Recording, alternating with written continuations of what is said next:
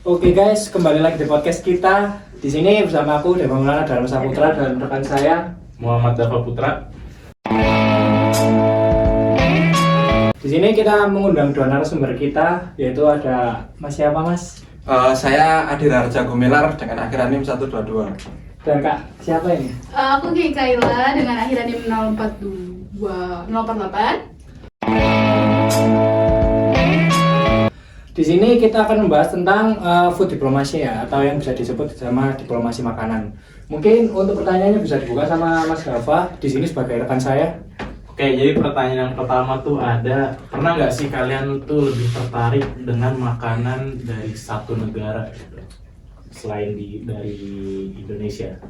Kalau dulu Ki. Oke, aku dia boleh. Kalau dijawab, kalau ditanya pernah atau enggak tertarik sama suatu makanan dari luar Indonesia, pernah sih. Kebetulan kalau mau ditanya contohnya nih, mau langsung contohnya aja. Kalau contohnya itu samyang dari Korea. Yang pedes itu ya. Tuh. Kalau Mas Adi gimana nih? Pastinya pernah sih. Kalau aku sendiri sih sebenarnya lebih ke arah Jepang. Karena sukanya itu emang Jepang gitu. Terutama sushi. Oke. Karena nonton anime nah. Anime. Onigiri gitu ya. Onigiri, gitu. Oke. Ibu. Pamer ramen gitu ya Mas? Iya. Jadi lapar nih. Nah, Mas, Lanjut, sama Kak Kaila sebenarnya apa sih yang dimaksud sama food diplomasi itu?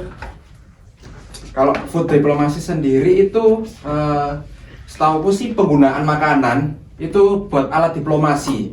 Jadi membangun hubungan antar negara tuh dari memperkenalkan makanan dari suatu negara lain gitu. Jadi kita misalnya dari Indonesia sendiri nih, kalau kita nih menggunakan rendang untuk memperkenalkan budaya kita ke negara lain, nah, misalnya ke Cina kah atau kemana, negara lain lah pokoknya intinya.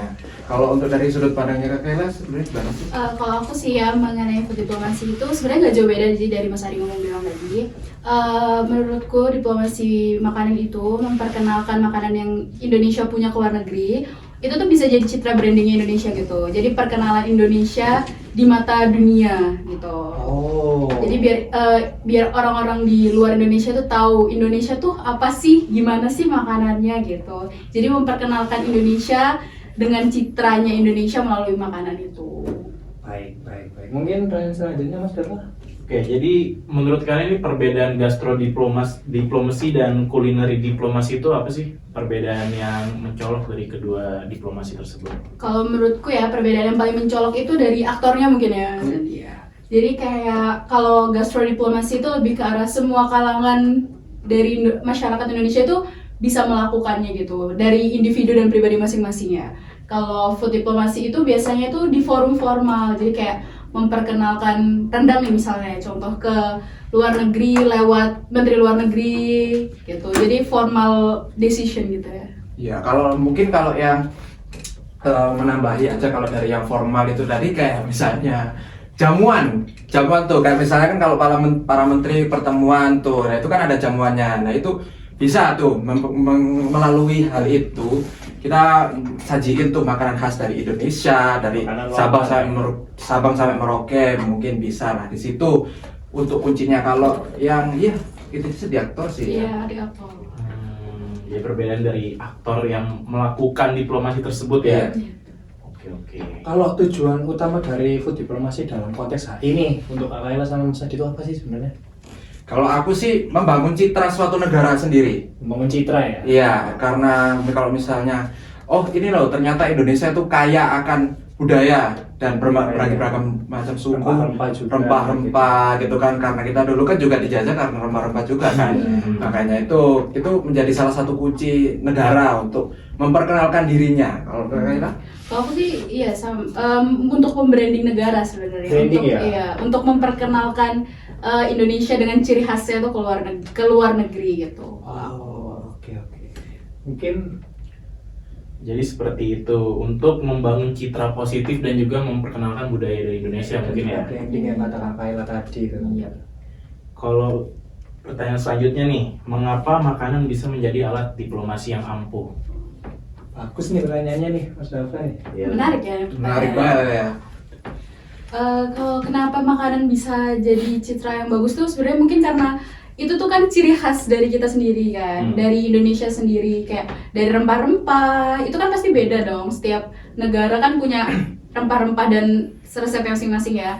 Kenapa makanan bisa jadi power yang kuat itu menurutku ya karena itu kita tuh punya jati diri di makanan itu tuh kuat banget gitu. Jadi kayak ya balik, kalau menurutku ya balik ke citra branding itu tadi kan. Jadi brandingnya Indonesia itu yang kayak oh makanan ini nih, oh ini khas Indonesia banget nih, oh makanan ini tuh Indonesia banget gitu. Kalau aku sih Kayak identitas sih kalau Iya, mau betul. nambahin tuh kayak Itu jadi identitas ya. identitas dari negara kita tuh kayak gimana sih, tercermin dari makanannya, bisa nggak? Nah, karena kan ya sesuai sih kita itu, karena kita dari berbagai macam suku, dari Sabang sampai Merauke, makanannya juga pastinya bermacam-macam, dan meskipun sama namanya kayak pecel itu pun variannya berbeda-beda dari setiap daerah itu.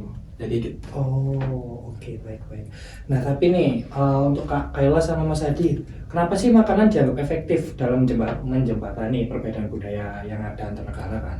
Itu mengapa ya? Mungkin dari Kak Kayla dulu mungkin. mungkin kalau dari aku tuh makanan itu yang paling gampang diterima mungkin ya. Jadi kayak kalau aku pribadi kalau misalnya mengunjungi negara lain kan pasti kayak apa nih makanannya nih gitu. Dan itu tuh paling gampang ditemui, paling gampang dirasakan juga kan. Jadi kayak ya makanan Mungkin karena itu ya salah satunya. Ya. salah satunya karena ya itu yang paling mudah untuk diterima banyak orang gitu. Iya, bahasa boleh berbeda, tapi kalau makanan udah masuk mulut tuh Ya, betul sekali. Ya, Karena iya. makanan kan itu pokok, setiap manusia pasti butuh makan. Nah, itu pasti yang paling gampang buat diterima buat semua orang. Jadi kayak universal, nah semua orang butuh makan. tinggal jempol udah ngerti gitu. Iya, enak gitu. Si jempol udah ngerti ya. Ngerti. Benar-benar.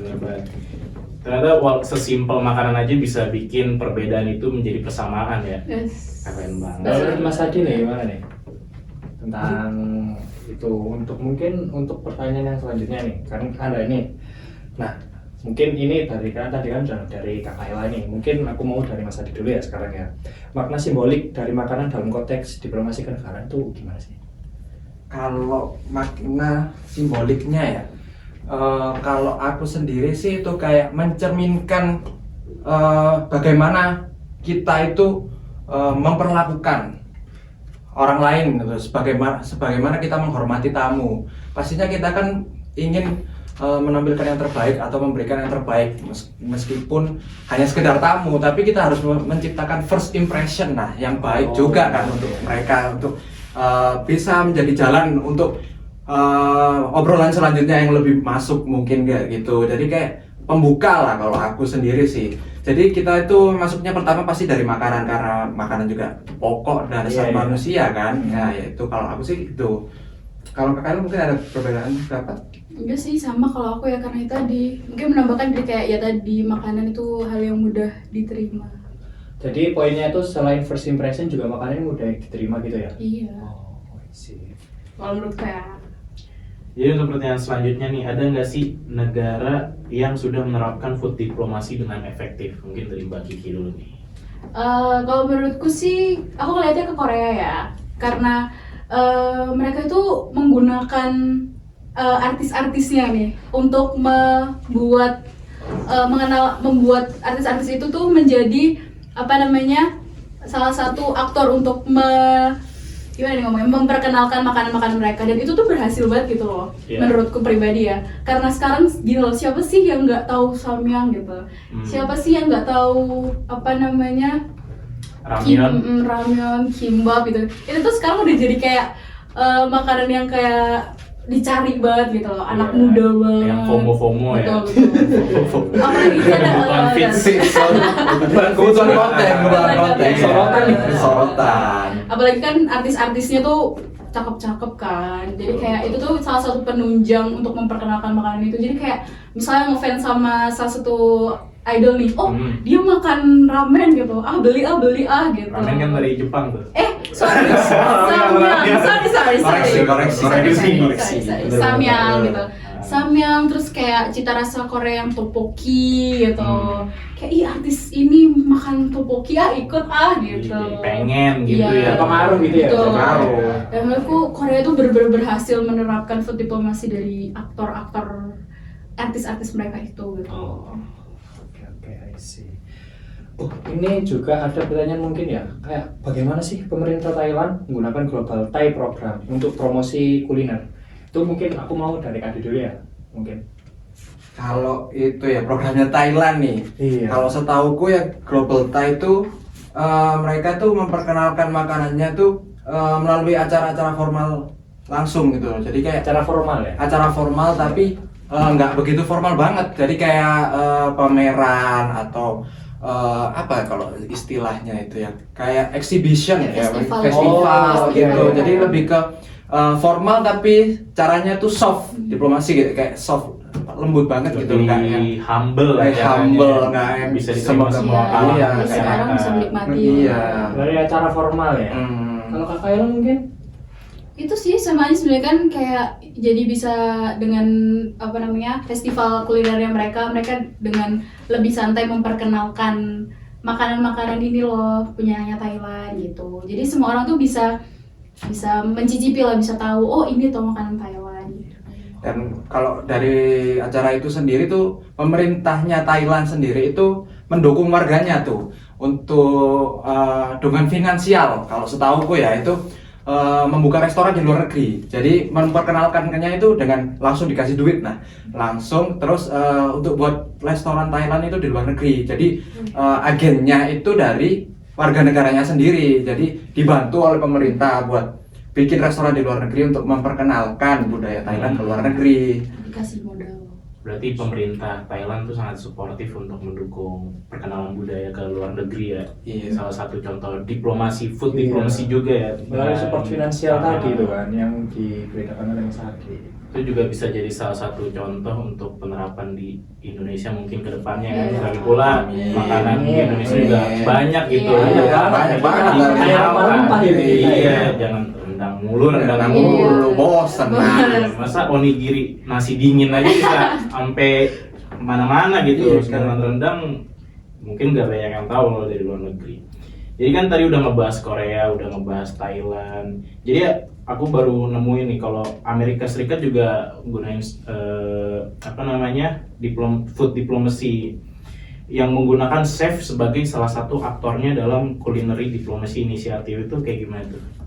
Kalau dari Amerika Serikat itu mereka itu malah dari gabungan chef-chef dari Amerika sendiri itu mereka programnya tuh memperkenalkan melalui langsung, bukan kalau Thailand tadi kan kayak warga-warga biasa itu masih ada kesempatan, bukannya tidak berkesempatan warganya, tapi ini kalau Amerika tuh dari langsung chef topnya itu, jadi mereka langsung turun tangan tuh dari ya mungkin kalau kalibernya lebih besar daripada warga biasa gitu dan lebih berpengetahuan juga karena ada skillnya itu tadi. Chef kelas atas ya, Iya. yang langsung Iya. dipakai gitu. Jadi langsung itu tuh kalau nggak salah langsung menampilkan chef top, terus mereka yang langsung masak dan ya itu tadi memperkenalkan semuanya tuh, jadi kayak ya Langsung dari topnya tuh ya.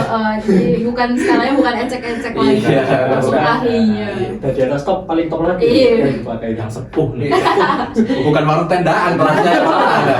Bukan. Restoran bintang 5. 5 ya. Kayaknya kalau ada restoran di atas bintang 5 itu yang dipakai tuh kayaknya. Kayaknya tuh bintang 6 ya. Oke, mungkin ini tadi udah dari Amerika ya. Sekarang kayak tentang Tionghoa nih.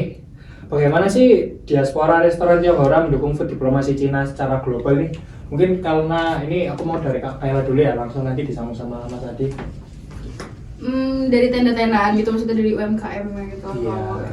Kalau menurutku Cina itu malah yang suportif banget gak sih? Kayak sekarang lihat deh makanan Cina itu di mana-mana gitu loh. Mulai dari kue tiaonya, terus kayak semua ala Cinanya gitu tuh.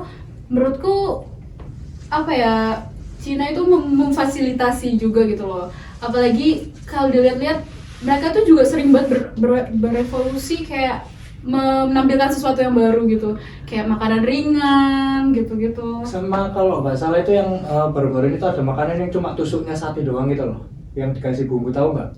Yang batu, jenis batu digoreng itu kan, aku juga heran tapi ada gitu kan. Apalagi kan kalau dari akunya sih kalau keturunan orang Tionghoa itu kan banyak apalagi di Indonesia. Iya. Oh, dari dulu karena Sampai sekarang. Iya, karena nasi goreng aja kan itu masakan dari Cina itu kan. Adaptasi, nah evolusi Iya, dari. adaptasi. Tapi aslinya kan dari sana kayak kue tel juga, capcay, nah. Iya. Lantiau atau Lain tiap tahu, itu Iya, itu kan tahu.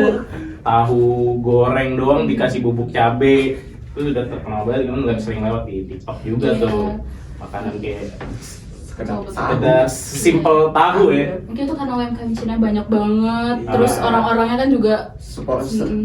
bangga, proud lah Iya, atas proud. sama identitas mereka. Makanya mereka juga maju kan secara Iya. diplomasi. Benar-benar. Nasionalisme juga kuat kan. Iya. Dengan negara komunis kayak gitu pasti nasionalisme Iya. kuat. Jadi setelah kita udah bahas beberapa negara tadi tuh, ada sekitaran 3 ya.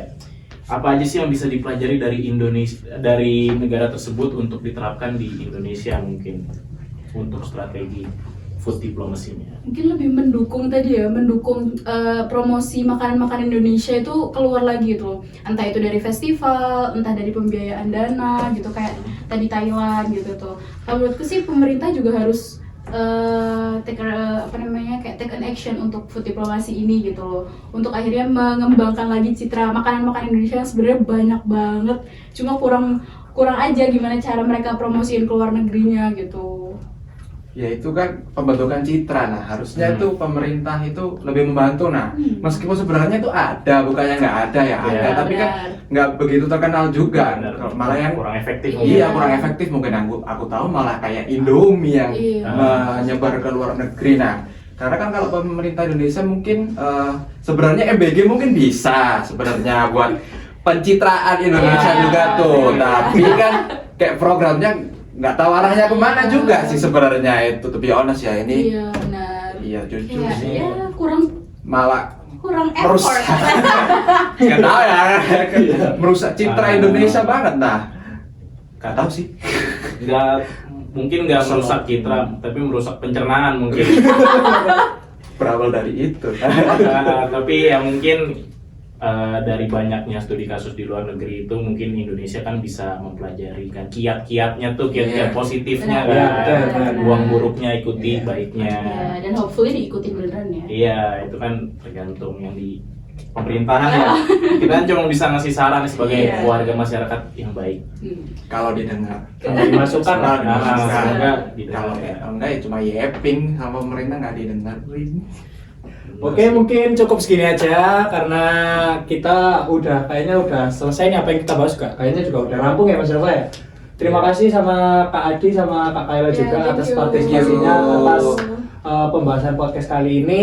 Mungkin aku dan Maulana Dharma Saputra NIM akhiran 081 dan Muhammad Dava Putra dengan NIM nanti ditulis ya.